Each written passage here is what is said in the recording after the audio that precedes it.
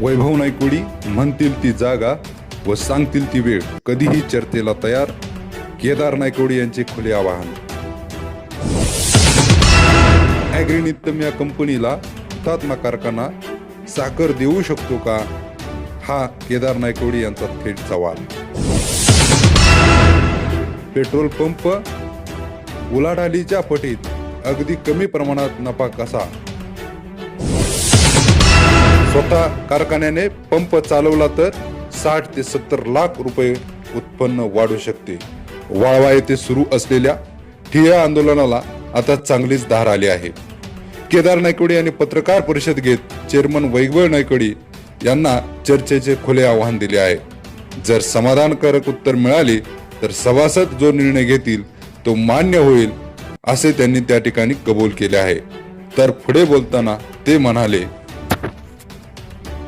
मुळात सर्वप्रथम आज मी इलेक्ट्रॉनिक मीडियाच्या माध्यमातून कारखान्याचे चेअरमन वैभव काका यांचे धन्यवाद देतो आणि आभार मानतो की त्यांनी ॲग्रीनित्यम ही कंपनी माझीच असून त्याच्यावर 500 कोटीची उलाढाल झालेली आहे हे मान्य केलं.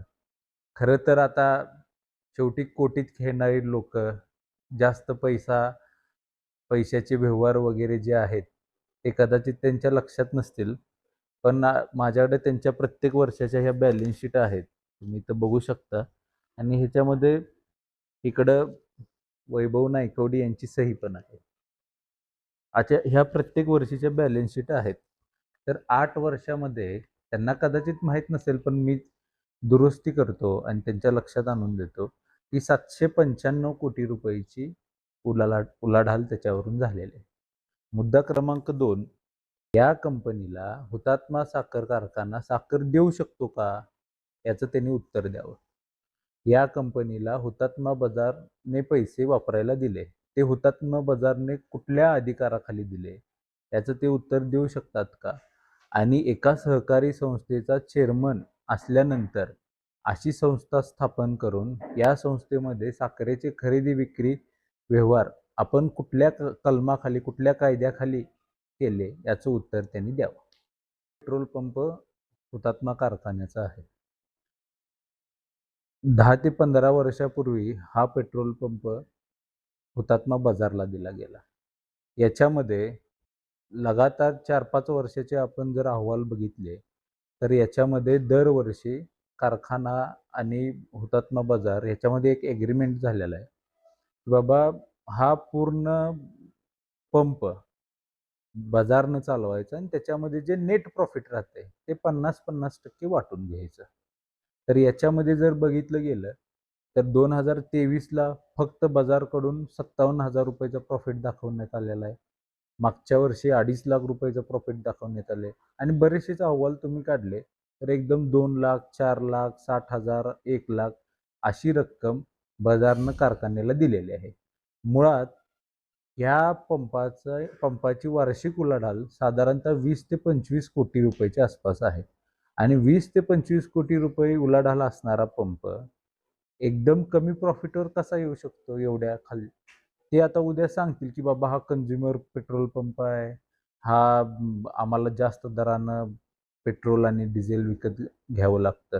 तर मुळात आपल्या माहितीसाठी मी सांगतो की कंझ्युमरमध्ये हे जे पेट्रोल पंप आहे बाजार कधीही त्यांच्याकडून म्हणजे कंझ्युमर लोकांच्याकडून हे पेट्रोल घेत नाही. बाजार वैयक्तिक त्यांच्या 2-3 एजन्सी आहेत, शिवाय गुजरातमधून पण एका पार्टीकडून ते पेट्रोल आणि डिझेल मागवतात.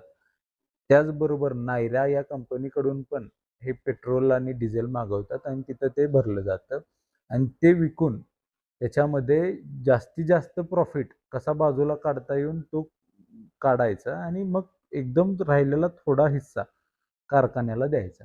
त्याच्यामुळं आम्ही ही मागणी केली की बाबा साधारणतः आपण जर स्वतः कारखान्यानं पेट्रोल पंप चालवला तर माझ्या माहितीनुसार 60 ते 70 लाख रुपयाचं वर्षाला निश्चितपणानं कारखान्याचं उत्पन्न वाढू शकतं. मुळात कारखान्यावर 550 कोटीचं कर्ज नाही असं त्यांनी सांगितलं.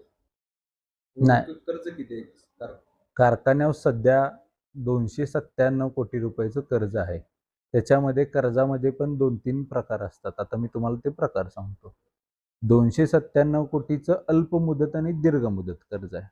100 कोटी रुपयेचं खेळत्या भांडवलासाठी शुगर प्लेज कर्ज आहे. 30 कोटी रुपयेचा आता नवीन प्रस्ताव आपण केडीसीसी बँकेकडे दाखल केलेला आहे. ते पैसे माझ्या माहितीनुसार या आठवड्यात वगैरे मिळतील. प्लस व्यापारी देणी जवळ-जवळ 8 ते 10 कोटी रुपयेपर्यंत आहेत. त्याचबरोबर आपल्या कारखान्याकडं म्हणजे आपण एखादा नवीन प्रोजेक्ट करायचा असेल किंवा इतर काही गोष्टी करायच्या असतील तर पैसे आपण टनाला कापून घेतो. अशा जवळपास 25 ते 30 कोटी रुपयाच्या ठेवी आहेत. अशा सगळ्यांची जर आपण आकडेवारी जर बघितली तर 450 ते पावणे 500 कोटीच्या घरात आज आपण आहे. त्याच्यामुळे त्यांनी जे सांगतात की 260 कोटी, 290 कोटी ही पूर्ण दिशाभूल आहे. कदाचित त्यांच्या वैयक्तिक कंपन्यात चालवताना कारखान्याची कर्ज किती आहेत हे बघायला त्यांना वेळ नसेल, तर मी माझ्याकडे अहवाल आहे तो त्यांना घरी पाठवून देतो. अण्णांचं नाव असं बदनाम केलं जातं आंदोलन करून असं त्यांचं. मुळात अण्णासाहेबांच्या स्मारकामध्ये ज्यांनी पैसे खाल्ले, त्यांनी अण्णासाहेबांचं नाव बदनाम होतं हे म्हणणं हास्यास्पद आहे. तुम्ही गेल्या 12 वर्षातले अहवाल तुम्ही बघू शकताय. सभासदांच्या प्रत्येक टनामागं ₹50 कापून घेतले. हुतात्मा संकुलामध्ये काम करणाऱ्या प्रत्येक कर्मचाऱ्याने स्वतःचा पूर्ण काही लोकांनी 2-2, 3-3 पगार दिले. बऱ्याचशा सभासदांनी स्वतः वर्गणी जाहीर केली. अशी सगळी रक्कम 7.5 कोटी रुपयाची होती. ती 7.5 कोटीची रक्कम कुठंही अहवालात दिसत नाही. मुळात अण्णासाहेबांचं नाव आपण धुळीस मिळवायला लागलेलं आहे. आणि दुसरी गोष्ट, आपण जसं म्हणलात, आंदोलन आम्ही मागं घ्यायला तयार आहे. पण वैभव नायकवडींनी कुठल्याही चौकामध्ये ते सांगतील ती जागा, ते सांगतील ते टायमिंग, आम्ही कधीही चर्चेला पुढे यायला तयार आहे. आमच्या प्रश्नांची उत्तरं त्यांनी द्यावीत. जर ते समाधानकारक उत्तर देऊन शकले नाहीत, तर मात्र त्यांनी तिथल्या तिथं राजीनामा द्यावा.